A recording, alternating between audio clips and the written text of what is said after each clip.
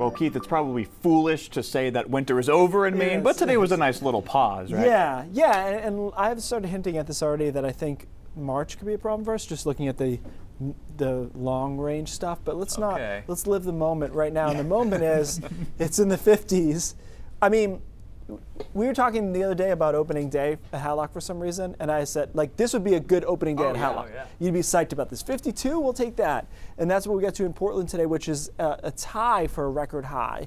Didn't break it, but we tied it. Bangor didn't quite get there. All around them, pretty mild. Waterville, Bar Harbor, you can see where that front just got kind of hung up there, and it's colder to the north. So mixture of sun and clouds. We only have another 15-20 minutes of daylight in most spots, and then after that, we'll be partly cloudy to mostly clear tonight. Temperatures won't be all that cold, obviously, because we weren't all that cold today, and there's no change in air mass. So a lot of 30s tonight, a couple of 20s, especially with a deeper snowpack into the mountains in northern Maine, and Aroostook County doing its own thing in the single digits there. Tomorrow looks good, a lot of sunshine, mid-30s pretty common.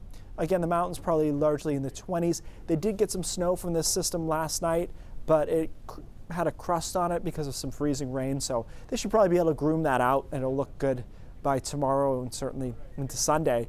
And Sunday looks good. I think it's a little bit warmer than Saturday, into the low 40s with a good deal of sunshine there. So nice solid weekend, nothing crazy temp-wise, but not cold either.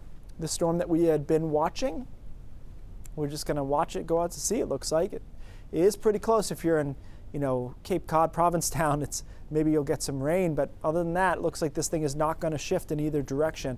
Really well modeled if it holds, because it was close to us, but at no point did the models put it over us for Monday. So I think the story next week is going to be it's relatively quiet and we get pretty mild here. On Thursday, look at these greens. That's about as good as you're going to do this time of the year. And into Friday too. Now don't get too excited, because Friday will probably have rain with it too, and then we cool down in time for the weekend. But you can see that ridge trying to build back into next week too. So the trend is our friend, and it's in the upper 30s, mid 40s commonly.